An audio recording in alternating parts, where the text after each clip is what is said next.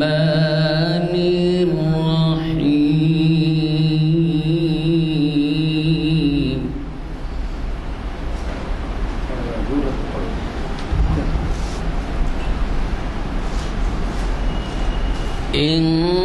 إنا أنزلناه في ليلة القدر وما أدراك ما ليلة القدر ليلة القدر خير من ألف شهر تنزل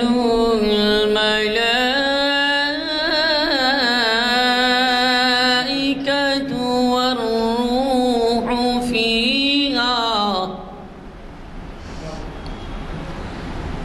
والروح فيها بإذن ربهم من كل أمر سلام هي حتى مطلع الفجر صدق الله العظيم. اعوذ باللہ من الشیطان الرجیم بسم اللہ الرحمن الرحیم. یا ایھا الذین آمنوا لما تقولون ما لا تفعلون صدق اللہ العظیم. برادران اکرام، یہ سورہ صف کی دوسری آیت ہے. اس کا مطلب یہ ہے کہ اے ایمان والو، تم وہ کیوں کہتے ہو جس کو تم کرتے نہیں ہو؟ جو کہتے ہو تو اس کے اوپر عمل کرو. اللہ تعالیٰ اس آیت کے اندر خاص طور پر مومن بندوں سے مخاطب ہو کر ارشاد فرماتے ہیں کہ یہ تو جنرل ہے یہ بات، لیکن خاص طور پر مسلمانوں سے، ایمان والوں سے اللہ تعالیٰ مخاطب ہو کہتے ہیں کہ دیکھو کوئی بات ایسی نہ کہو جس کو تم کرنے کا ارادہ نہ رکھتے ہو، یا جو بات تم کرتے ہو تو اس کو عملی جامہ بھی پہناؤ. اللہ تعالیٰ ہم سب کو اس آیت کی اوپر عمل کرنے کی توفیق نصیب عطا فرمائے. واخر دعوانا اللہ. ایک اعلان سماعت فرمائیں. کل الحمدللہ اس کانفرنس ہال میں ایک شادی ہوئی تھی جو ہمارے ڈاکٹر، جرمنی کے ڈاکٹر ہیں جن کا نام ابراہیم اعظم صاحب ہے، اور وہ یہاں پنجہ شاہ کے رہنے والے ہیں. انہوں نے بڑی فرابدلی کا ثبوت دیا. انتظامی کمیٹی سے اجازت لے کر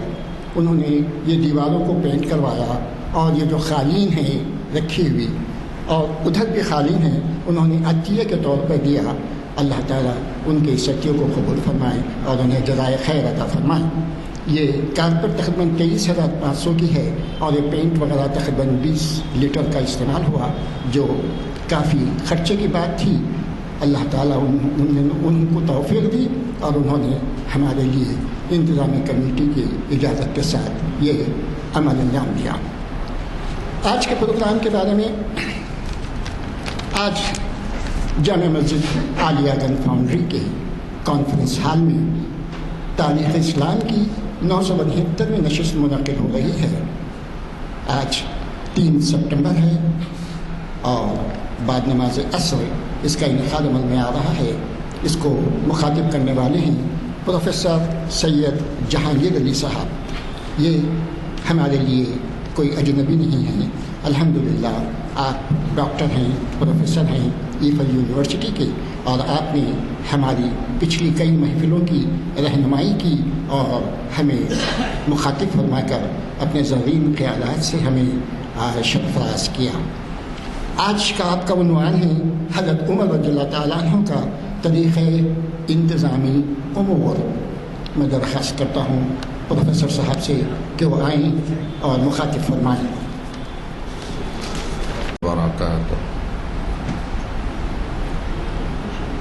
الحمد لله الذي خلقنا في أمة سيدنا محمد صلى الله عليه وآله وصحبه وسلم،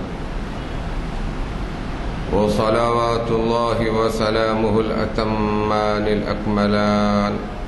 على سيدنا ونبينا وشفيعنا وحبيبنا مولانا محمد وعلى آله وصحبه الغر الميامين أجمعين. قال سبحانه وتعالى في شان حبيبه رافعا ذكر حبيبه وممجدا ومكرما حبيبه: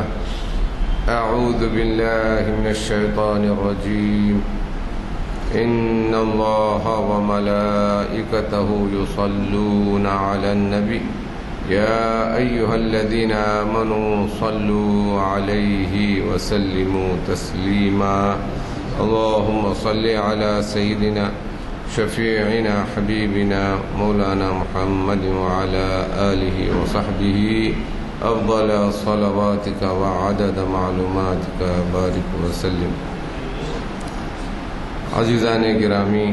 بزرگوں اور دوستوں، اور ہم سب کے بزرگ رہنما عالی جناب الحاج غلام یزدانی صاحب مجد اللہ، جو نہ صرف مسجد عالیہ کے روح رواں ہیں بلکہ ان محافل کے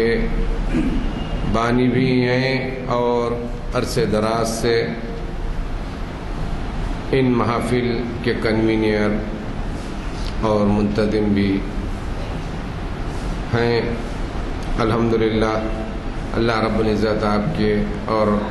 آپ کے ہم نواؤں اور رفقائے کار کو صحت و عافیت کے ساتھ تادیر ہمارے سروں پر آپ لوگوں کا سایہ سلامت رکھیں. آپ کی استقامت اور ملت اسلامیہ کی رہنمائی کے لیے ان محافل کے منعقد کرنے سے دلچسپی اور اخلاص اس سے آیا ہے کہ آج آپ اور ہم تاریخ اسلام کے لیکچر کی تقریباً 1000 کے قریب ہونے والی محافل کے قریب ہوتے جا رہے ہیں. ممکن ہو بہت قریب ہی ہمارے بزرگ رہنما جناب ایڈوکیٹ صاحب جیسا کہ سابق میں شاید ایک عظیم الشان جلسہ شاید کچھ ایک خاص تعداد کے تکمیل پر فرمایا تھا، ممکن ہو 1000 نشستوں کی تکمیل کے بعد بھی آپ کو یہ جذبہ ہوگا اور تاریخ اسلام اور آقا حضور سیدنا محمد صلی اللہ علیہ وسلم کی سیرت گرامی سے واقفیت اور اس کا مطالعہ مسلمانوں کے لیے اور ملت اسلامیہ کے لیے اور انسانیت کے لیے کیوں ضروری ہے، ان نقاط اور ان جوانب کو بھی آپ واقع کرنے کے لیے اس سلسلے میں پیش قدمی فرمائیں گے اور اقدام فرمائیں گے. بزرگوں اور دوستوں، جیسا کہ آپ سماعت فرمائے ہیں کہ آج کی ہماری اس نشست کا عنوان حضرت سیدنا عمر بن الخطاب رضی اللہ تعالی عنہ آقا حضور سیدنا محمد صلی اللہ علیہ وسلم کے روئے زمین پر دوسرے وزیر اور حضرت سیدنا ابو بکر صدیق رضی اللہ تعالی عنہ کے خلیفہ اور سب سے پہلے امیر المومنین کے لقب سے متصف شخصیت اور ہستی کے بارے میں کچھ سننے اور سنانے کے لیے آپ اور ہم یہاں جمع ہیں، اور اللہ رب العزت سے دعا ہے کہ اللہ رب العزت آپ کی شخصیت اور ہستی کو اور آپ کے انتہائی برگزیدہ اور پاک حیات مبارکہ کی سماعت اور غیر معمولی کارناموں کو سماعت اور سننے کے بعد ہم مسلمانوں کو بھی یہ حوصلہ اور یہ جذبہ پیدا ہو کہ ہم بھی آپ کی حیات مبارکہ کے انمیٹ نقوش سے نہ صرف ذہنی اور علمی اور معلوماتی طور پر استفادہ کریں، بلکہ ان معلومات کو ہم بھی اپنی زندگیوں میں عملی جامہ پہنانے کے لیے کوشاں رہیں۔ عزیزان گرامی، قرآن مجید ہمارے درمیان ہے، آقا حضور سیدنا محمد صلی اللہ علیہ وسلم کی حیات مبارکہ ہمارے درمیان ہے، اور کم و بیش 1,24,000 پیغمبران اعظام اور پھر آقا حضور سیدنا محمد صلی اللہ علیہ وسلم کے تربیت یافتہ 1,00,000 سے زائد نفوس قدسیہ، جن کو آپ اور ہم صحابہ کرام رضوان اللہ علیہم اجمعین کے لقب سے یاد کرتے ہیں، جنہیں قرآن مجید نے رضی اللہ عنہم ورضوا عنہ کے لقب سے یاد فرمایا، ان تمام کی پاک زندگیاں ہمارے درمیان موجود ہیں۔ اور الحمدللہ آج ہمارے کتب خانے پورے آب و تاب کے ساتھ ان نفوس قدسیہ کی زندگیوں سے معمور ہیں۔ لیکن قبل اس کے کہ میں اپنی گفتگو کا آغاز کروں، میں یہاں تشریف فرما اور دانشوران اور خاص طور پر ہمارے درمیان ابھی پروفیسر انور خان صاحب بھی تشریف لائے ہیں، اور دیگر حضرات جن کی میں اسماء گرامی سے واقف نہیں ہوں، تو ایک بات میں ہمیشہ سے عرض کرتا رہا ہوں، اور خود میں اپنے آپ سے سوال کرتا ہوں کہ اتنی غیر معمولی ہستیاں، اتنی غیر معمولی شخصیات، تمام شخصیتوں کا نچوڑ آقا حضور سیدنا محمد صلی اللہ علیہ وسلم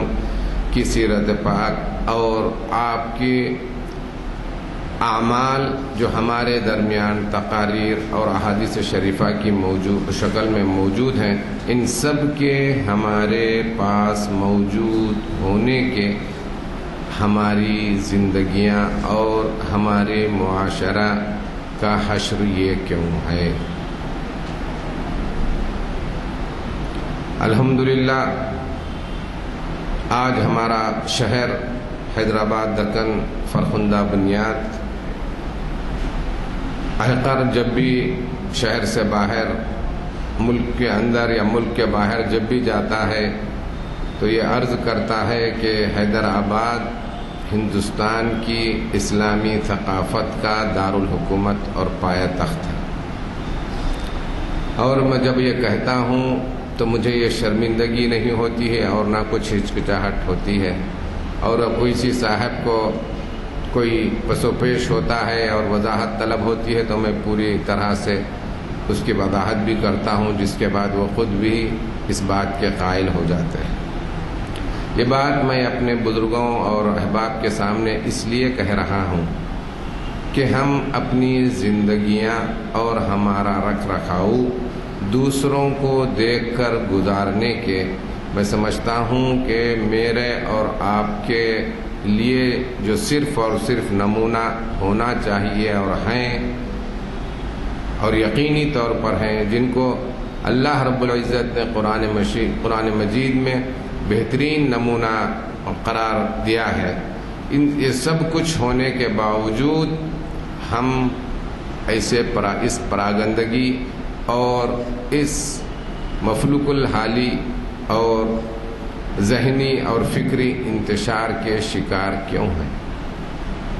بہرحال یہ بات ہوگی اور ہوتے رہے گی۔ یہ چند باتیں خاص طور پر میں اپنے نوجوان احباب کے سامنے رکھا ہوں، کیونکہ قرآن مجید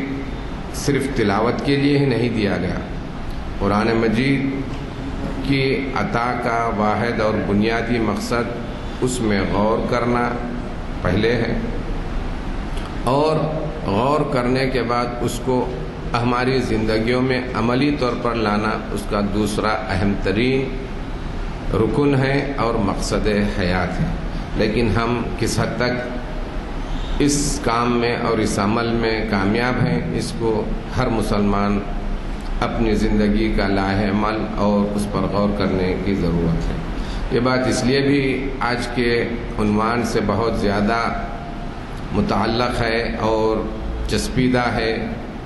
اور آج کے عنوان کا اہم ترین اور بنیادی مقصد ہے، کیونکہ جس ہستی اور شخصیت یعنی حضرت سیدنا عمر خطاب رضی اللہ تعالی عنہ کی شخصیت اور آپ کے کارناموں، خاص طور پر آپ کے انتظامی امور کے سلسلے میں کر جو کچھ آپ حضرات سے گوش گزار کرے گا وہ اس کا مقصد ہے۔ تو میں حضرت سیدنا عمر رضی اللہ تعالی عنہ کی شخصیت جو خالص اور خاص طور پر مکمل طور پر اسلام سے معنون ہے، حضرت سیدنا عمر رضی اللہ تعالی عنہ کی یہ ہستی ہے کہ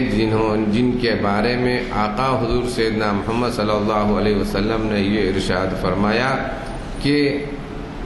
عمر جس راستے سے چلتے ہیں یا تم چلتے ہو اس راستے سے شیطان نہیں چلتا، اور آپ کو فاروق کے لقب سے ملقب کیا گیا۔ آقا حضور سیدنا محمد صلی اللہ علیہ وسلم نے خود آپ کو ابو حفص کے کنیت سے بھی آپ کو معنون اور مزین فرمایا۔ ایسی غیر معمولی شخصیت ہمارے درمیان ہے۔ آج انہی کے کچھ سیرت اور آپ کے انتظامی صلاحیتوں سے ہم خوشچیں ہونے کی سعادت حاصل کریں گے، لیکن میری گزارش ہے اور میری خاص طور پر میرے نوجوان احباب سے، بھائیوں سے خواہش ہے کہ سیرت کا مطالعہ صرف معلومات کے حد تک نہ کریں، بلکہ سیرت کی مطالعے کا مقصد جو ہے، جیسا کہ آپ کو حضرت سیدنا عمر رضی اللہ تعالیٰ عنہ کی حیات مبارکہ سے معلوم ہوگا کہ آپ کا مقصد حیات کیا تھا اور کس طرح سے آپ نے اپنی پاک مبارک زندگی کو ہمارے اس معاشرے میں گزارا، تو آپ کو اندازہ ہوگا کہ حضرت سیدنا عمر رضی اللہ تعالیٰ عنہ کیسے تھے اور کیسے ہوئے اور کیا کیا اس دین اسلام کے لیے آپ نے کیا، اور کیسے زندگی گزار کر ایسا نمونہ چھوڑا کہ جس پر مورخین اور آپ کے سیرت نگاروں نے یہ کہنے پر مجبور ہوا کہ اب دوسرا عمر نہ پیدا ہو سکتا ہے اور نہ پیدا ہوگا۔ میرے بھائیوں، بزرگوں اور دوستوں، حضرت سیدنا عمر رضی اللہ تعالی عنہ کی ابتدائی زندگی ایسی نہیں کہ جس کو کہ ایک نمونہ یا ایک بہترین زندگی قرار دی جائے۔ جو کچھ بھی ہو، آپ تمام حضرات جانتے ہیں کہ آپ اسلام کے اور مسلمانوں کے ابتدائی دور میں اس حد تک اور اس سختی سے دشمن اور ان سے نالاں تھے کہ جہاں کہیں کوئی مسلمان ان سے ملتا اور جو کوئی صاحب ان سے دو بدو ہوتے تو ان کو تکلیف پہنچائے بغیر وہ خاموش نہ رہے۔ اس سے بڑھ کر کیا کہا جا سکتا ہے کہ آپ نے اسلام سے قبل حضرت سیدنا محمد صلی اللہ علیہ وسلم کی جان مبارک کو اپنا نشانہ بنانے کی بھی پوری کوشش کی، بلکہ آپ نے پوری طرح تیار ہو کر اس نیت سے اپنے گھر سے روانہ ہوئے ہی تھے کہ درمیان میں آپ سے کہا گیا کہ آپ تو حضور سیدنا محمد صلی اللہ علیہ وسلم کے کام تمام کرنے کا ارادہ کیے ہیں، لیکن پہلے اپنے گھر اور خاندان کی تو خبر لو اور اپنے بہن اور بہنوئی کے بارے میں تو لو کہ وہ اپنا آبائی دین چھوڑ چکے ہیں۔ یہ سن کر آپ کو اور طیش آیا اور آپے سے باہر ہوئے اور آپ اپنی ہمشیرہ آپ کی بہن حضرت سیدتنا فاطمہ رضی اللہ عنہ اور آپ کے بہنوئی حضرت سیدنا سعید ابن زید رضی اللہ تعالی عنہ کے گھر پہنچے۔ وہاں پہنچنے کے بعد کیا حالات ہوئے اور کس طرح سے آپ کے معاملات ہوئے کس طرح سے ان کے ساتھ پیش آئے، اس کو بیان کرنے کی ضرورت نہیں ہے، کیونکہ وقت ہمارے ہاں بہت تنگ ہے اور جو باتیں ہم کو عرض کرنی ہیں اس کے لیے وقت درکار ہے۔ تو عزیزان گرامی، لیکن اپنے بہن اور بہنوئی کی استقلال اور استقامت کو دیکھ کر ان کا غصہ ٹھنڈا ہوا، اس بات پر مجبور ہوئے کہ میری اتنی نہ صرف سخت کلامی بلکہ اتنے سخت رویے کہ ہمشیرہ جو خاتون ہیں ان سے اتنا سخت معاملہ کیا کہ وہ ان کے جسم مبارک سے خون جاری ہو گیا، بہن وے صاحب کے تو اور ان سے بھی خون جاری ہوگا۔ جب بہن کا یہ حال دیکھا، اس کے بعد بہن نے سختی سے یہ فرمائی کہ یہ دین کسی بھی صورت میں چھوڑا نہیں جا سکتا، میں اس دین سے کسی بھی طور پر واپس نہیں آ سکتی۔ جب اس طرح کے کلمات آپ نے اپنے ہمشیرہ سیدتنا فاطمہ رضی اللہ عنہا سے سماعت فرمائے تو آپ یہ کہنے پر مجبور ہوئے کہ ٹھیک ہے، تم کیا پڑھ رہی تھی وہ مجھے بتاؤ، کیا پڑھ رہی تھی وہ مجھے بتاؤ۔ تو پھر دوبارہ حضرت سیدتنا فاطمہ کی غیرت ایمانی کو جوش آیا اور فرمائی کہ ناپاک تم کافر ہو اور کافر ناپاک ہیں، تم جو ہے نا اس پاک اوراق متبرکہ کو تم نہیں چھو سکتے۔ تو پھر حضرت سیدنا عمر رضی اللہ عنہ غسل فرمائے اور پاک ہوئے، تو آپ نے اس کاغذ مبارک کو لیا اور اس کی تلاوت کی جس میں طٰہٰ ما انزلنا علیک القرآن لتشقیٰ، یہ آیات شریفہ اس میں موجود تھے۔ حضرت سیدنا عمر رضی اللہ تعالی عنہ کے زندگی مبارک میں ایک غیر معمولی انقلاب برپا ہو گیا، اندرونی طور پر دنیا اکثر بدل گئی۔ اب جیسے ہی یہ حالت دیکھی تو پھر انہوں نے کہا کہ ٹھیک ہے، مجھے ہمارے آقا حضور سیدنا محمد صلی اللہ علیہ وسلم کی بارگاہ میں لے چلو۔ جب وہاں آپ تشریف لے جاتے ہیں تو حضرت سیدنا حمزہ رضی اللہ تعالی عنہ جو آقا حضور سیدنا محمد صلی اللہ علیہ وسلم کے حقیقی تایا ہیں۔ یہاں ایک بات میں اپنے نوجوانوں سے اور سیرت نگاروں سے بھی یہ عرض کرتا چلوں کہ ہم آقا حضور سیدنا محمد صلی اللہ علیہ وسلم کے جتنے بھی والد محترم حضرت سیدنا عبداللہ سے متعلق جو حضرات کے اسماء گرامی آتی ہیں، سب کو چچا کے نام سے اور لقب سے یاد کرتے ہیں، جبکہ آقا حضور سیدنا محمد صلی اللہ علیہ وسلم کے والد ماجد حضرت سیدنا عبداللہ رضی اللہ عنہ ہی ایسی شخصیت ہیں جو آقا حضور سیدنا محمد صلی اللہ علیہ وسلم کے تمام والد کے تمام بھائیوں میں سب سے چھوٹے ہیں۔ اس سے پہلے جتنے بھی ہیں، چاہے آپ حضرت سیدنا عباس کو لیں یا سیدنا حمزہ کو لیں یا سیدنا ابو طالب کو لیں، سب کے سب آپ کے والد محترم سے سب بڑے ہیں۔ گویا کہ ہم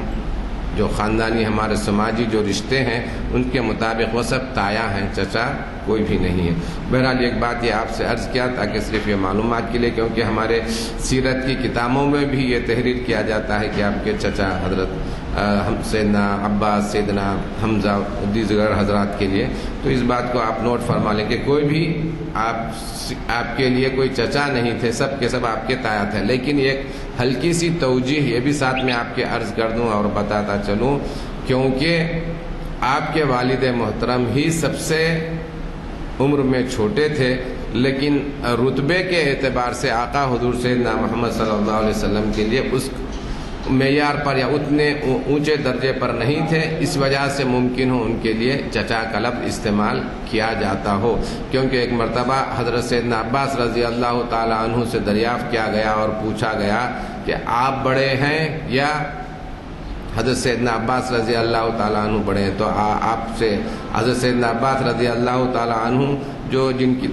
سیرت یا جن کے بارے میں یہاں کچھ کہنے کی یہاں ضرورت نہیں ہے اور گنجائش نہیں ہے، جن کا جو ہے نا خود جاہلیت کے زمانے میں سود کا کاروبار ہوا کرتا تھا اور ایک معاشی اعتبار سے سماجی اعتبار پہ ایک بڑا مقام رکھتے تھے، آپ نے فرمایا کہ میں عمر میں آپ سے بڑا ہوں لیکن وہ آپ مجھ سے بڑے رتبے والے ہیں اور بڑے ہیں بلکہ یہ فرمایا. تو ممکن ہو اس وجہ سے مورخین اور سیرت نگار حضرات یہ توجیہ کرتے ہوئے تمام حضرات کو چچا کا لقب سے یا چچا کے الفاظ سے یاد کرتے ہوں. تو عزیزان گرامی، بہرحال حضرت سیدنا حمزہ رضی اللہ تعالیٰ عنہ حضرت سیدنا عمر خطاب رضی اللہ تعالیٰ عنہ سے 3 دن قبل ایمان لا چکے تھے. صرف 3 دن قبل اسلام لا چکے تھے، اور یہ نبوت کا 6واں سال تھا. یہ نبوت کا 6واں سال تھا. اور حضرت سیدنا حمزہ رضی اللہ تعالیٰ عنہ کے ایمان سے مشرف ہونے کے 3 دن بعد حضرت سیدنا عمر رضی اللہ تعالیٰ عنہ کو یہ توفیق حاصل ہوئی. اور جیسے ہی یہ کیفیت ہوئی، یہ ماحولیات بن گئے، تو آقا حضور سیدنا محمد صلی اللہ علیہ وسلم کا وہ قول بھی آپ کے سامنے حضرت سیدنا عمر رضی اللہ تعالیٰ عنہ کے سامنے نقل کیا گیا کہ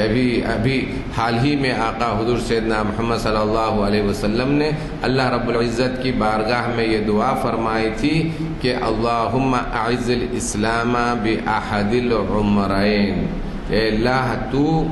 2 عمروں میں سے ایک ہے حضرت سیدنا عمر رضی اللہ تعالیٰ عنہ، اور دوسرا آپ کے جو تایا جو ہے نا ابو جہل کے جو لقب سے جو معروف ہوا، وہ جو ہے نا ان کا نام عمرو بن ہشام تھا. عمرو بن ہشام. تو آقا حضور صلی اللہ علیہ وسلم نے ان دونوں میں سے کسی ایک کے ذریعے سے ایمان کی تقویت اور ایمان کو مضبوط کرنے کے لیے ان کو ایمان کی توفیق کے لیے دعا فرمائی تھی. یہ حضرت سیدنا عمر رضی اللہ تعالیٰ عنہ کے حق میں آقا حضور سیدنا محمد صلی اللہ علیہ وسلم کی دعا کو قبولیت کا شرف ملا. تو حضرت سیدنا عمر رضی اللہ تعالیٰ عنہ کو توفیق ہوئی. حضرت سیدنا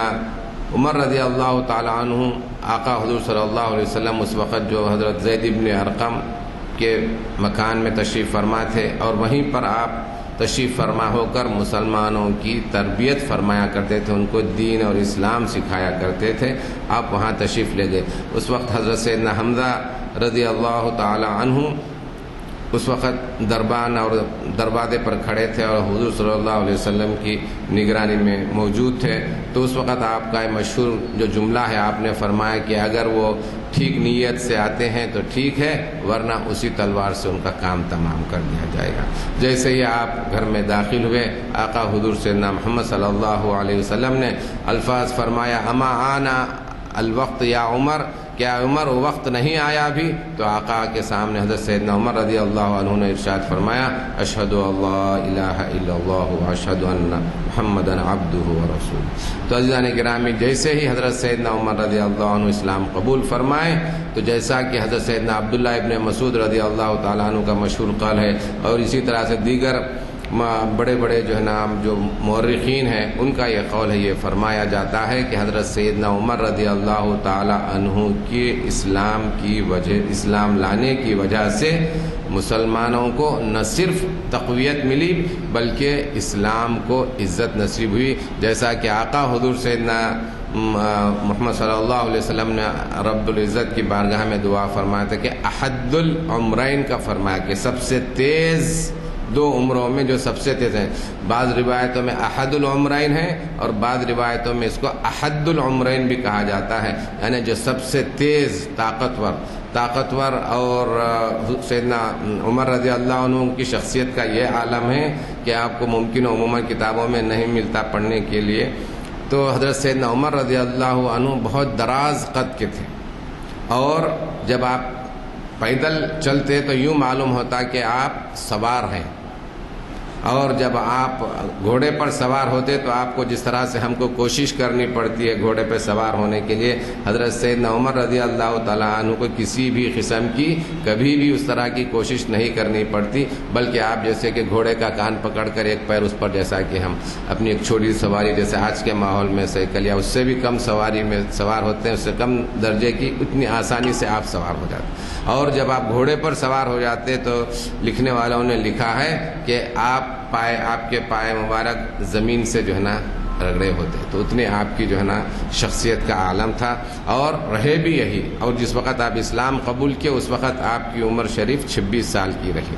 اور بہت ہی نوجوان تھے، اور کڑیل نوجوان، اور انتہائی سخت طبیعت کے مالک تھے. اور ایک بات یہ بھی آپ سے عرض کرتا چلوں کہ قریش میں مکہ مکرمہ میں جو وہاں کے انتظامات 6 اس کے جو ہے نا اس کے خانے ہیں، ان میں سے ایک خانہ، اس میں سے ایک ذمہ داری حضرت سیدنا عمر رضی اللہ تعالیٰ عنہ کے خاندان، جن کو قبیلہ ادئی سے کہتا ہے، اسی سے عدویہ کہا جاتا ہے، تو اس خاندان میں تھا جو سفارت کا جو محتم بشان اور سب سے بڑا ایک کام ہوتا تھا۔ تو حضرت سیدنا عمر رضی اللہ تعالیٰ عنہ، اس سے پہلے آپ کے دادا اور اس کے بعد آپ کے والد محترم، اس سفارت اور فیصلہ کرنے کا عہدہ بھی، یعنی قاضی کا عہدہ بھی آپ ہی کے خاندان میں تھا، کیونکہ بنو امیہ اور بنو عبد المطلب میں عموماً جنگیں اور جو رشا دوانیاں چلتی تھیں ان کو ختم کرنے کے لیے، فروغ کرنے کے لیے آپ حضرات کا ہی یہ کام ہمیشہ جاری رہا کرتا تھا۔ تو حضرت سیدنا عمر رضی اللہ تعالیٰ عنہ کو بھی وہ منصب عطا ہوا، اور آپ ایران اور یعنی قیصر و کسریٰ اور اس طرح سے دوسرے بادشاہوں کے دربار میں بھی آپ کو جانے کا موقع ملا اور وہاں ان لوگوں کو سمجھنے کا موقع ملا۔ تو گو کہ اب یہ سیدنا عمر رضی اللہ عنہ کی ابتدائی یہ حیات مبارکہ ہے، جس طرح سے آپ جہالت کے جاہلیت کے زمانے میں آپ سخت اور جو ہے نا بہت ہی مضبوط اور انتہائی سخت تھے، اسی طرح سے آپ اسلام میں آنے کے بعد بھی آپ کا وہ دبدبہ رہا، اور آقا حضور صلی اللہ علیہ وسلم سے آپ نے ارشاد فرمایا کہ یا رسول اللہ کیا ہم حق پر نہیں ہیں؟ تو آقا نے فرمایا بلا، کیوں نہیں، ہم نے حق پر نہیں ہے تو اور کون ہے؟ تو پھر آپ چلیے، تو ہم جو ہے نا حرم شریف میں یعنی کعبۃ اللہ شریف کے پاس جا کر ہم نماز ادا کریں گے۔ تو یہ پہلا موقع تھا جب مسلمانوں نے حضرت سیدنا عمر رضی اللہ تعالیٰ عنہ کے اسلام لانے کے بعد آقا حضور صلی اللہ علیہ وسلم کی معیت میں سب مسلمانوں نے جا کر کعبۃ اللہ شریف میں نماز ادا کیے، اور حضرت سیدنا عمر رضی اللہ تعالیٰ عنہ 40ویں شخصیت ہے جن کو اسلام کی قبولیت کا شرف حاصل ہوا۔ آپ سے قبل 39 حضرات، 39 نفوس قدسیہ کو اسلام میں داخل ہونے کا شرف حاصل ہوا تھا، آپ 40ویں شخصیت ہیں۔ اس کے بعد آقا حضور صلی اللہ علیہ وسلم ایک مسلمانوں میں ایک عجیب کیفیت پیدا ہوئی، مضبوطی ہوئی، اور اب مسلمانوں پر کوئی آسانی سے حملہ یا ان کو سختی کے ساتھ پیش آنے والا بھی ماحول نہیں رہا۔ اگر ایسی کوئی بات ہوتی تو حضرت سیدنا عمر رضی اللہ تعالی عنہ کو درمیان میں لایا جاتا اور ان سے کہا جاتا تو وہ بات ختم ہو جاتی۔ جب جو ہے نا ہجرت کا موقع آیا تو حضور سیدنا محمد صلی اللہ علیہ وسلم جب تشریف لے جا چکے تھے تو آقا حضور صلی اللہ علیہ وسلم کے اس شہر مکہ مکرمہ میں حضرت سیدنا عمر رضی اللہ تعالی عنہ نے پورے کعبۃ اللہ شریف اور اطراف و اکناف میں جا کر یہ کہا کہ کون ہے، کس میں اتنی ہمت ہے کہ وہ عمر کو ہجرت کرنے سے روکے۔ اگر کسی میں ہمت ہے اور کوئی چاہتا ہے کہ اس کی ماں اس پر روئے یا اس کا گھر اس پر جو ہے نا اپنا جو ہے نا نوحہ خانی کرے تو اسے آئیے کہ اس وادی کے پیچھے آئے اور وہ عمر سے دو بدو ہو۔ تو کسی میں بھی یہ ہمت نہیں ہوئی۔ آقا حضرت سیدنا عمر رضی اللہ تعالیٰ عنہ کئی ایک مسلمانوں کے جماعت کو لے کر مکہ مکرمہ سے مدینہ منورہ کی ہجرت کا فرمائے۔ یہ مختصر سی زندگی آپ کے حیات مکہ مکرمہ کی رہی۔ اب اس کے بعد جہاں پر مدینہ منورہ آپ تشریف لائے تو آقا حضور سیدنا محمد صلی اللہ علیہ وسلم کے یہ انتہائی بااعتماد صحابی رضی اللہ عنہ کی حیثیت سے رہے۔ حضرت سیدنا ابو بکر رضی اللہ تعالی عنہ کے بعد آقا حضور صلی اللہ علیہ وسلم کو کسی پر سب سے زیادہ اعتماد اور بھروسہ رہا اور جن پر سب سے زیادہ کامیں لیا کرتے تھے وہ حضرت سیدنا عمر رضی اللہ تعالی عنہ کی ذات گرامی ہے۔ حضرت سیدنا عمر رضی اللہ تعالی عنہ ہمیشہ اسلام کو مضبوط بنانے کے لیے اور اسلام کو طاقتور سے طاقتور بنانے کے لیے ہمیشہ کوشش کرتا رہے، اور آپ کے دل و دماغ میں یہ بات سرایت مکمل طور پر کر چکی تھی کہ اللہ رب العزت نے اس دین کو انسانیت کے بچانے کے لیے، انسانیت کے لیے صحیح راہ مہیا کرنے کے لیے اس دین کو اللہ رب العزت نے آقا حضور صلی اللہ علیہ وسلم کے ذریعے سے بھیجا ہے۔ تو اس میں کوئی شک نہیں تھی، جس کی وجہ سے آپ اتنے سخت اور اتنے مضبوط موحد تھے کہ ایسے موحد، ایسے توحید کا جذبہ کسی میں کم ہی نظر آتا ہے۔ کہ کسی بھی مسئلے میں جب آپ کو یہ معلوم ہو جاتا کہ یہ اسلام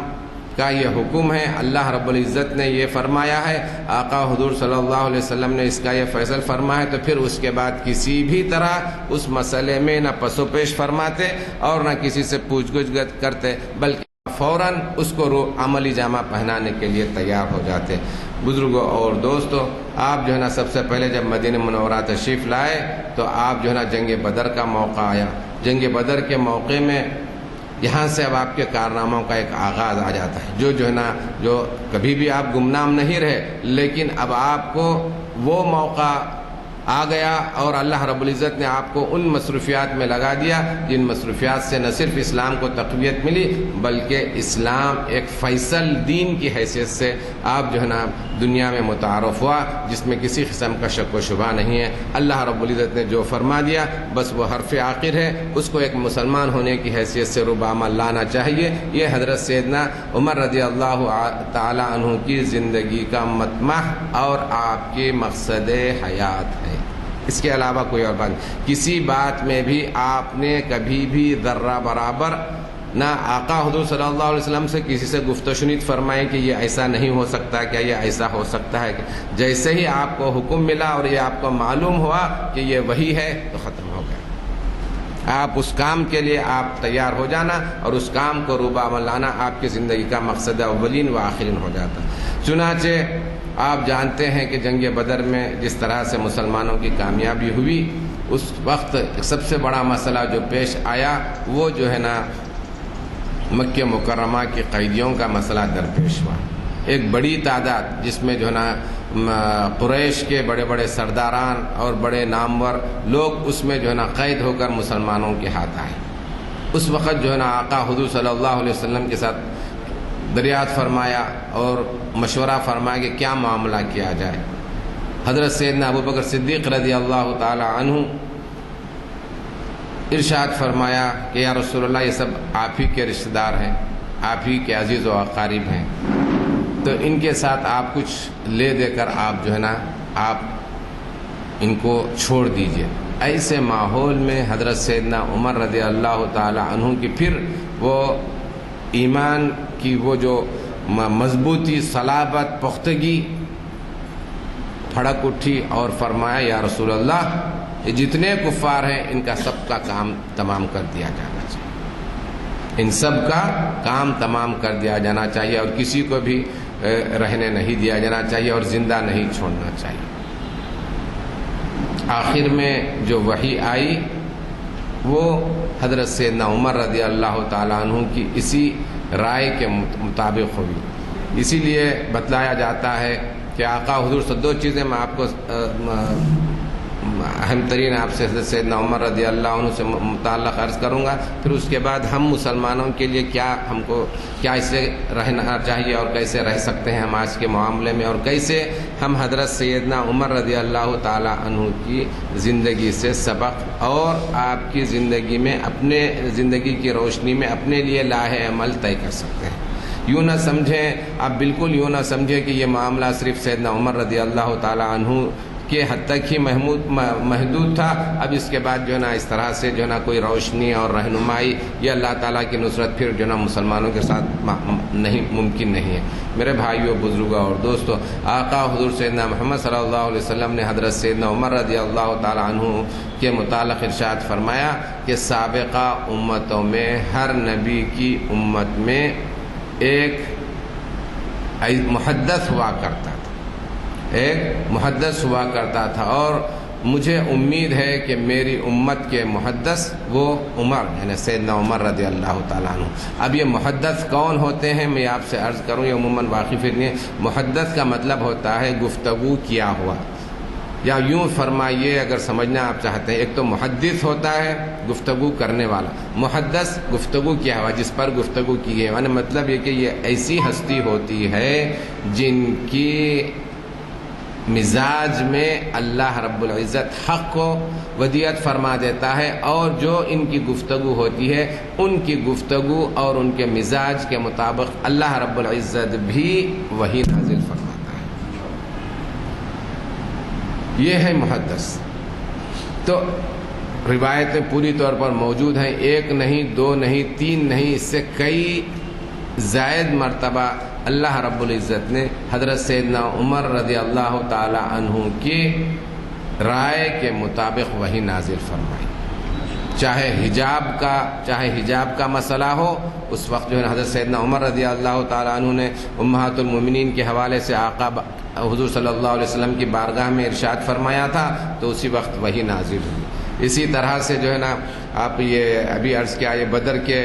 قیدیوں کے بارے میں، اسی طرح سے اور دو چار ایسے مواقع ہیں جو اہم ترین محتم بشان واقعات ہیں، جس میں حضرت اللہ رب العزت نے حضرت سیدنا عمر رضی اللہ تعالی عنہ کے رائے کے مطابق وہی نازل فرمائی۔ تو یہ اتنا بڑا مقام ہے کہ اتنا بڑا مقام کسی اور ہستی کو سوائے حضرت سیدنا عمر رضی اللہ تعالی عنہ کے علاوہ صحابہ کرام رضوان اللہ علیہم اجمعین میں کسی اور کو عطا نہیں ہوا۔ اور آقا نے فرمایا، جیسا کہ میں ابھی عرض کیا ہوں کہ اللہ رب العزت نے جس آقا نے فرمایا کہ جس راستے سے عمر چلتے ہیں اس راستے سے شیطان نہیں چلتا، اور آپ ہی کو آقا حضور صلی اللہ علیہ وسلم نے فاروق کا لقب عطا فرمایا تھا، کیونکہ آپ ہی کے بعد کفر اور اسلام میں واضح طور پر فرق محسوس ہوا کہ مسلمان مکہ مکرمہ میں کعبۃ اللہ شریف میں جا کر نماز ادا کرنے لگے اور مکہ مکرمہ میں آزادی سے اور ایک حد تک بہت اچھی زندگی گزارنے لگے، گو کہ سخت تکالیف سے تھی، ان کا تو کوئی احساس، ان کا کوئی توازن یا تقابل ہی نہیں کیا جا سکتا، لیکن پھر بھی حضرت سیدنا عمر رضی اللہ تعالی عنہ کے اسلام لانے کے بعد مسلمانوں پر مکہ مکرمہ میں جو زیادتیاں اور تکالیف دی جاتی تھی اس میں کمی ہوئی۔ تو عزیزان گرامی، یہ جنگ بدر کا پہلا واقعہ ہے۔ جنگ احد میں بھی حضرت سیدنا عمر رضی اللہ تعالی عنہ مسلسل آقا حضور صلی اللہ علیہ وسلم کے ساتھ رہے، اور ایسے موقع پر جو ہے نا یہاں پر ایک بات میں عرض کرتا ہوں، ایک جو بات کی جملے معترضہ ہے جو کہ ہماری بات سے تعلق نہیں ہے، لیکن یہ بات میں سمجھتا ہوں کہ اپنے نوجوان بھائیوں کے گوشے گزار کروں اور محسوس کرواؤں کہ آقا حضور سیدنا محمد صلی اللہ علیہ وسلم کیا ہستی ہیں اور آپ کے احکامات اور آپ کے فرمودات ہمارے لیے کیا حیثیت رکھتے ہیں، اور ہم مسلمانوں کو کیسے ان کے ساتھ معاملہ کیا جانا چاہیے۔ جنگ احد میں یہ بات بہت اہم ترین، ہم لوگوں کو اس کا احساس نہیں ہے، اس طرح سے واقعے کی شکل میں بیان کر دیتے ہیں اور آگے بڑھ جاتے ہیں۔ بزرگوں اور دوستوں،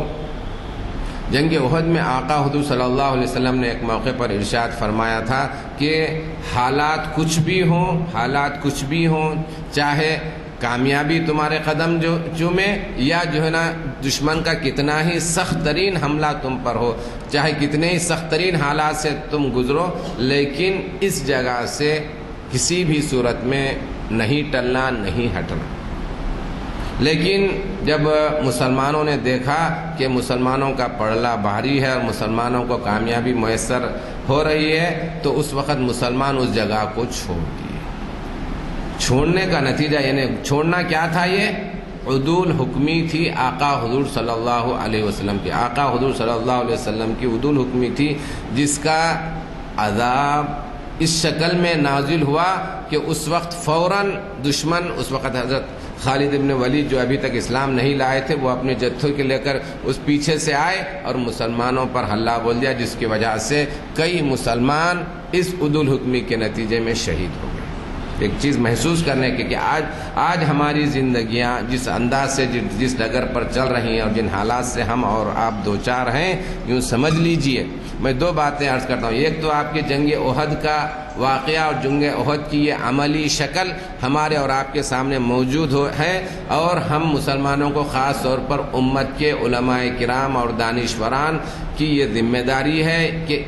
اس جنگ کا تجزیہ کرتے ہوئے یہ مسلمانوں کو محسوس کروایا جائے، ان کے ذہن و دماغ میں یہ واضح طور پر بٹھا دیا جائے کہ آقا حضور سیدنا محمد صلی اللہ علیہ وسلم کی عدول حکمی کا کیا نتیجہ نکلتا ہے اور ہم کو کس حد تک اس کی قیمت چکانی پڑتی ہے۔ آج اگر مسلمان ہم قیمت چکا رہے ہیں تب بھی اس کا یہی حال ہے۔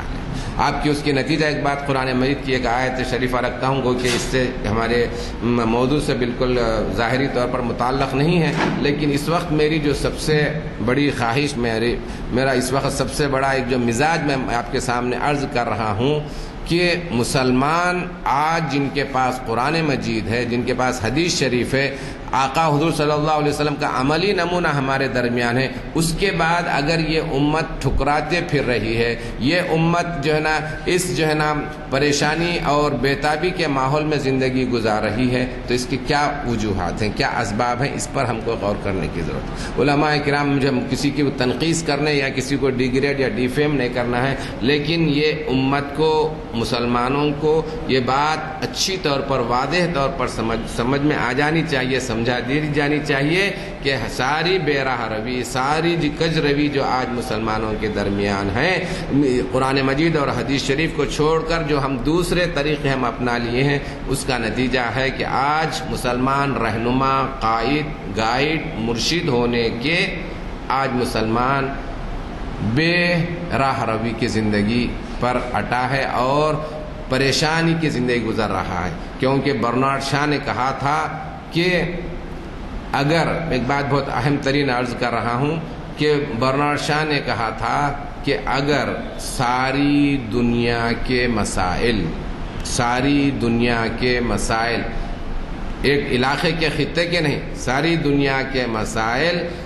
بیک وقت سارے کے سارے حضور سیدنا محمد صلی اللہ علیہ وسلم کے سامنے پیش کر دیے جائیں، تو آقا حضور سیدنا محمد صلی اللہ علیہ وسلم ان تمام مسائل کو چائے کا ایک گھونٹ لیتے ہوئے اس کو حل فرما دیں گے۔ یہ کس نے کہا؟ برنارڈ شاہ نے کہا۔ چائے کا انہیں کوئی فکر کرتے ہوئے اس کے لیے کوئی وقت لگانے کی بھی ضرورت نہیں پڑے گی، اس پر سوچ بچار کی بھی ضرورت پڑے گی، کسی قسم کی ضرورت نہیں، بلکہ چائے کا ایک گھونٹ نوش فرماتے ہوئے آپ سارے مسائل حل فرما دیں۔ تو میرے بھائیوں، بزرگوں اور دوستوں، یہی بات اللہ رب العزت نے اس کو قرآن مجید میں یہ ارشاد فرمایا، وَمَا كَانَ اللَّهُ لِيُعَذِّبَهُمْ وَأَنْتَ فِيهِمْ۔ قرآن مجید کی آیت شریفہ ہے، ارشاد فرمایا جا رہا ہے وَمَا كَانَ اللَّهُ لِيُعَذِّبَهُمْ وَأَنْتَ فِيهِمْ۔ جب کفاران قریش یہ کہہ چکے کہ جب آپ کا رب حق پر ہے اور آپ کا رب عذاب پر قادر ہے، تو پھر کیوں ہم پر عذاب نہیں آتا؟ آپ اپنے رب سے فرمائیے کہ وہ ہم پر عذاب نازل کرے۔ اس وقت یہ آیت شریفہ نازل ہوئی، وَمَا كَانَ اللَّهُ لِيُعَذِّبَهُمْ وَأَنْتَ فِيهِمْ۔ اے حبیب صلی اللہ علیہ وسلم، یہ ممکن ہی نہیں، یہ ہو ہی نہیں سکتا کہ آپ ان کے درمیان، ان کفار کے اور مشرکین کے درمیان تشریف فرما ہو اور ان پر عذاب آئے۔ تو میرے بھائیوں، بزرگوں اور دوستوں، ہم آج وہاں یہاں ادھر ادھر بھٹکنے کی ضرورت ہی نہیں، اور یاد رکھیے کہ آقا حضور صلی اللہ علیہ وسلم کے تربیت یافتہ غلاموں میں حضرت سیدنا ابو بکر کے بعد حضرت سیدنا عمر رضی اللہ تعالیٰ عنہ کا ایسا مقام و مرتبہ ہے اور ایسا پیغام حضرت سیدنا عمر رضی اللہ تعالیٰ عنہ نے اپنی حیات مبارکہ سے عطا فرمایا ہے کہ ساری دنیا مل کر بھی آپ کے جیسا کوئی نمونہ ہمارے سامنے پیش کرے، آقا حضور صلی اللہ علیہ وسلم کے نمونے کا کوئی پرتو پیش کر سکے تو نہیں پیش کر سکے۔ حضرت سیدنا عمر رضی اللہ تعالیٰ عنہ کے جتنے جو آپ کے انتظامی امور ہے اور جتنے آپ نے سرگرمیاں انجام دی، ایک نہیں دو نہیں، جسے 20 اس کی جو ہے نا وہ ہے، کیونکہ وقت کی تنگی کی وجہ سے میں اس کو قلم بند کر لیا تھا، میں آپ کے سامنے پڑھ سناتا ہوں جس سے احباب کو اس سے کسی قدر تشفی ہو جائے، کیونکہ تمام باتوں کا احاطہ نہیں کیا جا سکتا۔ سب سے پہلے حضرت سیدنا عمر رضی اللہ تعالیٰ عنہ کی حیات مبارکہ میں جو فتوحات ہوئے، آپ 23 ہجری کو اس دنیا سے تشریف لے گئے شہید ہو کر، 10 سال اور کچھ مہینے آپ نے خلافت کے فرائض انجام دیے۔ امیر المومنین کا لقب بھی سب سے پہلے جو انتخاب فرمائے وہ آپ ہی کی ذات ہے۔ آپ سے کسی نے کہا کہ آپ حضور سیدنا ابو بکر حضور کے خلیفہ تھے، آپ سیدنا ابو بکر خلیفہ، تو آپ کے بعد آئیں گے تو پھر اس طرح سے سلسلہ جاری رہے گا۔ تو کہا کہ تم لوگ کون ہیں؟ مومنین ہیں، تو میں تمہارا امیر ہوں، تو میں امیر المومنین ہوں۔ تو یہ سب سے پہلے آپ نے ہی اس لقب کا آپ نے اجرا فرمایا، اور آپ کی حیات مبارکہ میں آپ کی خلافت کے راشدہ کے زمانے میں مسلمانوں کا اور اسلامی حکومت کا جو رقبہ پھیل گیا تھا وہ 22,51,030 تک، 22,51,000 اور 30 میل مربع رقبہ میں اسلام کی حکومت پہنچ گئی تھی، جس میں روم اسلام کے حلقے میں آ گیا تھا، ایران اسلام کے حلقے میں آ گیا تھا، شام اسلام کے حلقے میں آ گیا تھا، اور یہاں پر سینٹرل ایشیا میں آذربائیجان تک مسلمانوں کی حکومت آ چکی تھی۔ اب آپ کی جو کارنامے ہیں میں آپ سے بھی سرسری طور پر، کیونکہ وقت تنگ ہے، حضرت بھی تشریف لا چکے ہیں، تو میں آپ سے عرض کر دوں کہ سب سے پہلے آپ نے بیت المال کا، اس کی آپ کی ایک چیز کی تفصیلات آپ عرض کرتا ہوں۔ ایک بات میرے ذہن میں جو ایک عربی زبان اور اسلامیات کا ایک طالب علم ہونے کے لحاظ سے یہ عرض کر دوں میں آپ کو، جو سب سے اہم بات میں آپ سے عرض کر رہا ہوں، آج معلومات کے خزانے، معلومات کے سمندر مسلمانوں کے لیے مہیا ہیں، وہ بھی آپ کے ٹپ آف دا فنگر پر آپ کو موجود ہے، اتنے اتھینٹک انداز میں کہ اس سے پہلے کبھی نہیں تھے۔ میں کہتا ہوں، میں فخر محسوس کرتا ہوں، کیونکہ ہمارے بزرگان دین حضرت سیدنا امام بخاری رحمۃ اللہ علیہ صرف ایک حدیث شریف کے لیے 400 میل کا فاصلہ طے کیا تھا۔ آج آپ 400 میل نہیں، 4 سیکنڈ کی ضرورت نہیں، آپ کیا معلومات چاہیے آپ کی، صرف ضرورت ہے ہم مسلمانوں کو کہ ہم آقا کا نمونہ بنیں، زبانی نمونہ نہیں، زبان کے ذریعے بولنے کی نہیں، عملی طور پر۔ اور اس کے لیے میں مثال میں آپ کو یہ بھی دے دیتا ہوں تاکہ کل کے دن اتمام حجت ہو جائے اور کوئی جو ہے نا اپنے حالات کا جائزہ لے اور حالات کا یہ کہیں کہ اس کی وجہ سے ایسا ہے۔ کچھ بھی ہو رہا ہے آج اس وقت، آپ ہندوستان کے حالات سمجھیں یا کچھ سمجھیں، لیکن آپ کو ہمیشہ مکہ مکرمہ کے حالات کو سامنے رکھیں۔ کیا آج دنیا میں مکہ مکرمہ کے جیسے حالات ہیں؟ حضرت کیا کسی مسلمان پر ایسے حالات آ رہے ہیں جیسا کہ حضرت سیدنا بلال رضی اللہ تعالیٰ عنہ پر آئے تھے؟ تو پھر آپ کے پاس کچھ بھی، آپ کوئی پریشانی ہی نہیں، یہ بات محسوس کر کے چلیے۔ تو صرف ضرورت یہ ہے کہ ہم مسلمان آقا کے نمونہ بنیں، آقا کے نمونہ بنیں۔ اور ہندوستان، تو میں کہتا ہوں کہ ہندوستان اسلام کے لیے ایسی زرخیز زمین ہے۔ میں ہندو بھائی، میں اپنے عملی تجربے سے عرض کر رہا ہوں، ہندو بھائی اپنے زبان حال سے یہ کہہ رہے ہیں کہ اے مسلمانوں، تم کب مسلمان ہو جاؤ گے، اور ہم جس وقت تم مسلمان ہو جائیں گے ہم تمہارے قدموں پر اپنے ماتھے کو ٹیکنے کو فخر محسوس کریں گے اور اپنے لیے سعادت مندی سمجھیں گے۔ اگر نہیں تو آپ جا کر چلیے اور دیکھیے، آج صرف اور صرف آج ہم اسلام کے دشمن ہیں، مسلمان اسلام کے دشمن ہیں، ہم مسلمانوں کے ساتھ اسلام کا کھلواڑ کر رہے ہیں، ہم اسلام کو نقصان پہنچا رہے ہیں۔ تو بہرحال حضرت سیدنا عمر رضی اللہ عنہ نے سب سے پہلے بیت المال قائم کیے، عدالتیں قائم فرمائے، قاضی مقرر کیے۔ تاریخ اور سن ہجری جو کیلنڈر چل رہا ہے وہ حضرت سیدنا عمر رضی اللہ عنہ کی وجہ سے آپ نے قائم فرمایا، امیر المومنین کا لقب اختیار فرمایا، فوجی دفاتر آپ نے ترتیب دیے، مطلب ان کے جو ہے نا آپ کے پورے جو ہے نا رجسٹرز بنائے کہ جہاں جہاں وہ ہے جتنے بھی فوجی رہا کرتے تھے۔ غیر معمولی کارنامے آپ پڑھیں گے تو آپ کو ایک عجیب جو رونگٹے کھڑے ہو جائیں کہ اتنی بے سر و سامانی کے عالم میں ایسی ہستی جو ہے نا اتنا بڑا ملک قائم کر سکتے ہیں کیا؟ پھر اس کے بعد جو ہے نا دفتر مال قائم کی، جس کو ریونیو ڈپارٹمنٹ کہا جاتا ہے، پھر پیمائش جس کو سروے کہا جاتا ہے وہ آپ نے کیا، اتنے کچھ سہولیات نے، مردم شماری آپ کروائے، نہریں آپ کھدوائیں، اور جو ہے نا شہر آباد کروائے، یہ بصرہ ہے، کوفہ ہے، اور دوسرے ایسے دیگر بڑے واسط ہیں مصر میں، یہ جو ہے نا بڑے بڑے شہر آپ جو ہے نا قائم فرمائیں۔ اور صوبوں اور ممالک مفتوحہ میں جو ہے نا پھر صوبوں کے نام، جیسا کہ اب ہم ڈسٹرکٹ قائم کرنا بولتے وہ آپ قائم کروائیں۔ پھر عشر کا نظام، عشر جو ہے نا جو زکوٰۃ کا ایک طریقہ کار ہے کہ جو ہے نا جو زراعت کرنے والے ہوتے ہیں ان سے لینے کا، وہ قائم فرمایا آپ نے۔ پھر آپ نے جو ہے نا یعنی سمندر کی جو پیداوار ہوتی ہے، عنبر وغیرہ جو نکلتا ہے، اس پر جو ہے نا آپ زکوٰۃ کا اجرا کیے۔ پہلے ایسا اس طرح کا ماحول نہیں تھا، اور ان کے لیے جو ہے نا زکوٰۃ وصول کرنے والے مقرر فرمائے، ان کے لیے تنخواہیں دے کر۔ پھر غیر مسلم تاجروں کو جو ہے نا مسلم ممالک میں آنے اور تجارت کرنے کی جو ہے نا اجازت آپ نے شروع فرمائی۔ پھر جیل خانے آپ قائم فرمائے۔ آپ جو ہے نا درہ جو ہے نا کسی کو سزا دینے کے لیے استعمال کرنا، وہ سب سے پہلے آپ نے استعمال فرمایا۔ پھر جو ہے نا اپنے قوم کا اور جو ہے نا باشندوں کا مزاج اور ان کے حالات کا جائزہ لینے کے لیے راتوں میں گشت کرنے کا، جس کو پیٹرولنگ کہا جاتا ہے، وہ سسٹم آپ نے قائم فرمایا۔ اور پولیس کا محکمہ آپ قائم فرمائیں، جا بجے فوجی چھاؤنیاں آپ قائم فرمائیں، گھوڑوں کی نسل میں جو ہے نا یہ عربی گھوڑے ہیں ان کی ساغز تربیت کے لیے ان کو جو ہے نا ایک خاص طریقہ انتخاب فرمایا، پرچہ نویس مقرر فرمائے، پھر مکہ معظمہ سے مدینہ منورہ تک راستے بھر میں جو ہے نا مسافرین حاجیوں کے آمد رفت کے لیے ان کے لیے مکانات تعمیر فرمائے تاکہ وہاں آرام کر سکیں اور وہاں سستا سکیں۔ پھر اس کے بعد جو ہے نا لاوارث بچوں کی تعلیم و تربیت اور پرورش کے لیے روزی نے مطلب ان کے لیے جو ہے نا وظیفے مقرر فرمایا۔ پھر مختلف شہروں میں مہمان خانے تعمیر کروائے، کہیں آپ کو ہوٹلوں وغیرہ کی ضرورت نہیں۔ اہل عرب اگر کافری کیوں نہ ہو تو ان کو جو ہے نا غلام نہیں بنایا جا سکتا، اس کو جو ہے نا آپ نے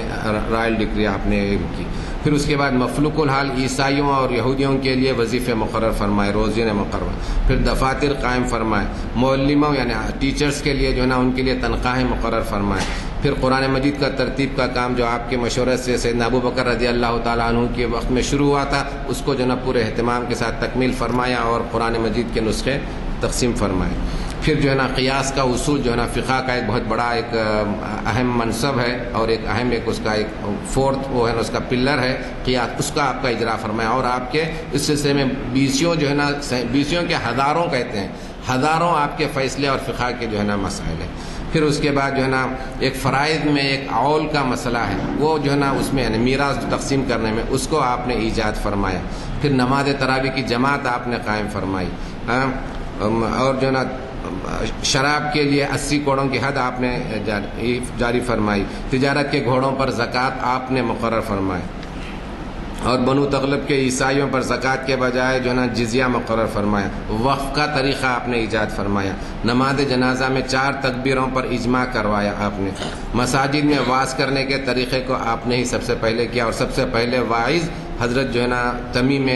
داری رضی اللہ تعالیٰ عنہ تھی۔ پھر اماموں اور مؤذنوں کے لیے تنخواہیں مقرر فرمائی۔ مساجد میں راتوں کو روشنی کا اہتمام فرمایا۔ پھر ہجو کرنے پر ان کو سزا دینے کا اہتمام ان کے لیے مقرر فرمایا، اور غزل میں جو ہے نا خواتین کے نام لینے کو اس کو منع فرمایا۔ تو یہ باتیں تھیں، اور معاشی مسائل میں اکنامکس میں جو ہے نا آپ نے یہ تو جو ہے نا آپ کے یہ ایڈمنسٹریٹو ٹائپ آف چیزیں ہیں جو معاش کے لیے جو آپ نے اکنامیکلی جو چیزیں آپ نے کیا، بیت المال کا قیام و انتظام، کیونکہ حکومت کے ذرائع آمدنی سورس آف انکم کے لیے اس کو وہ کیا۔ پھر مصارف عامہ اس کا آپ نے جائزہ اس کے لیے دفاتر مقرر فرمایا جس کو ہم کہہ سکیں گے ایکسپینڈیچرز کا۔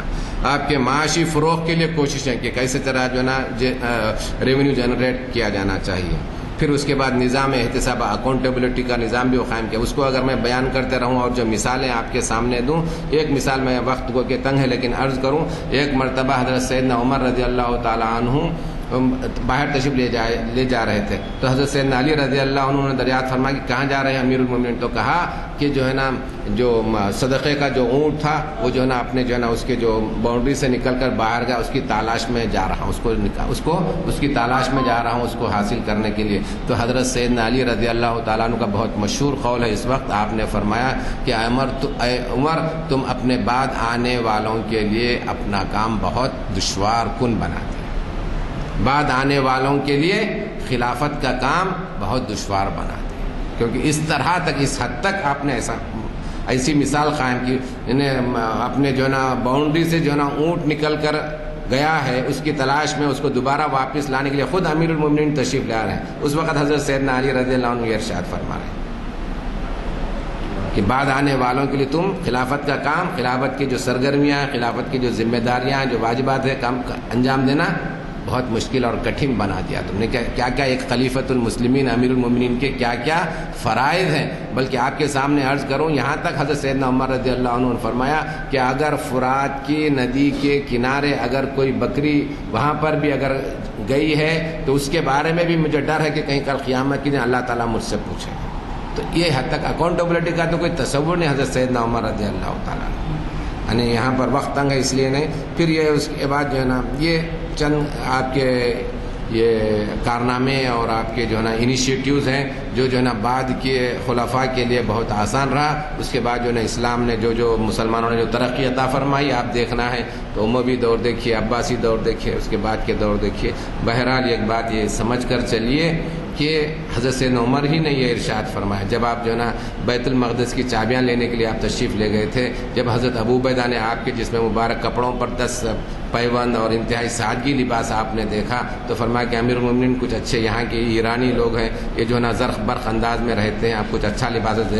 زیب تن کر فرما لیجئے۔ تو اس وقت سیدنا عمر رضی اللہ عنہ ارشاد فرماتے ہیں انا قوم اعزنا اللہ بالاسلام فمہما طلبنا العزہ بغیر الاسلام اذلنا اللہ، ہم ایسی قوم ہیں جسے اللہ رب العزت نے صرف اور صرف اسلام کی وجہ سے ہم کو عزت اور ناموس عطا فرمایا۔ اگر ہم اسلام کو چھوڑ کر عزت و ناموس کے لیے جتنی چاہے کوششیں کر لیں، اللہ رب العزت ہمارا مقدر ذلت و خاری کرے گا، عزت ہم کو نہیں ملے گی۔ عزت ملے گی صرف اور صرف اسلام کی اپنا اسلام کو اپنا کر اور آقا حضور صلی اللہ علیہ وسلم کے نمونے کو اپنا کر ہی عزت ملے گی، اس کے علاوہ کوئی بات نہیں۔ یہ چند کلمات کے ساتھ میں اللہ رب العزت سے دعا کرتا ہوں کہ اللہ رب العزت اس کا سلسلہ جاری رکھے اور جو ہے نا ہم سب کو سننے سے زیادہ عمل کرنے کی توفیق عطا فرمائے۔ وصلی اللہ تعالی علی خیر خلقہ سیدنا محمد وآلہ وأصحابہ اجمعین والحمد للہ رب العالمین۔ السلام علیکم حضرات، چونکہ آج کے محفل میں کئی ایسے حضرات ہوں گے جو مولانا سے واقف نہیں ہیں، میں یہ بات بتاتا چلوں کہ مولانا ہمارے ابتدائی محافل میں بھی شرکت فرما چکے ہیں اور حاضرین کو فیض کا موقع عطا کیا ہے۔ آپ نے اندازہ کیا ہوگا کہ ہمارے مقررین اس قدر گہرائیوں میں ہمیں لے جاتے ہیں اور ہمیں روزمرہ کی زندگی میں جو مسائل پیش آتے ہیں اور جو ہمارا رویہ ہوتا ہے اس کے تعلق سے ہماری جو غفلت ہوتی ہے اس کے لیے استفادے کا موقع استفادہ کرنے کا موقع فراہم کرتے ہیں۔ بہرحال اللہ کا لاکھ لاکھ شکر ہے کہ ہماری آج کی اس محفل میں نے اس سے پہلے بھی کہا تھا کہ ذرا نوجوانوں کو ساتھ لائیے، تو آج میں کچھ نوجوانوں کو دیکھ رہا ہوں، ایک انٹرویو میں مطمئن نہیں ہوں کیونکہ اور مزید تعداد نوجوانوں کی آئے تو ہمارے محافل کا منشا پورا ہو سکتا ہے۔ مجھے قوی توقع ہے کہ آپ سلسلہ جاری رکھیں گے اور جو حضرات بغیر کسی نوجوان کے ساتھ آئے ہیں وہ کوشش کریں گے کسی نہ کسی نوجوان کو ساتھ لا کے ہماری محفل سے استفادے کا موقع دیں، چونکہ دعا دعا کے لیے اللهم صل على سيدنا شفيعنا حبيبنا مولانا محمد وعلى آله وصحبه أفضل الصلوات وعدد معلومات وسلم. اللهم إنا نسألك العفو والعافية في الدين والدنيا والآخرة. اللهم إنا نسألك العفو والعافية في الدين والدنيا والآخرة. اللهم إنا نعوذ بك من البرص والجنون والجذام من سيء الأسقام. وصلى الله تعالى على خير خلقه سيدنا محمد وآله وأصحابه أجمعين والحمد لله رب العالمين. ایک بات آپ لوگوں سے عرض کروں تمام بزرگوں اور نوجوانوں سے کہ آج کل جو نا وبائی امراض کا جو ماحول چل رہا ہے پریشان حال ہیں،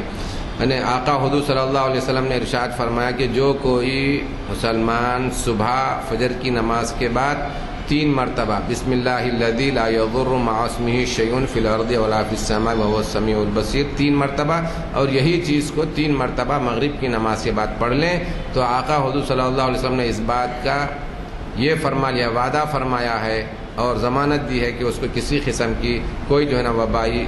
بیماری یا کوئی اور پریشانی نہیں آئے گی۔ اس کے ساتھ ایک دو حالات میں جو چل رہے ہیں، اللہم انا نعوذ بک من البرص والجنون والجذام ومن سیء الاسقام، اس کو بھی آپ سلسلہ جاری رکھیں انشاءاللہ۔ میں نے اپنے آزمایا ہے الحمدللہ اللہ کے فضل سے صبح و شام کوئی کسی قسم کی، حالانکہ اطراف و اکناف میں سن رہا ہوں اور دیکھ رہا ہوں کہ کافی وہ ہے، لیکن اللہ تعالیٰ محفوظ رکھا ہے۔ آپ حضرات بھی اس کو جاری رکھیں۔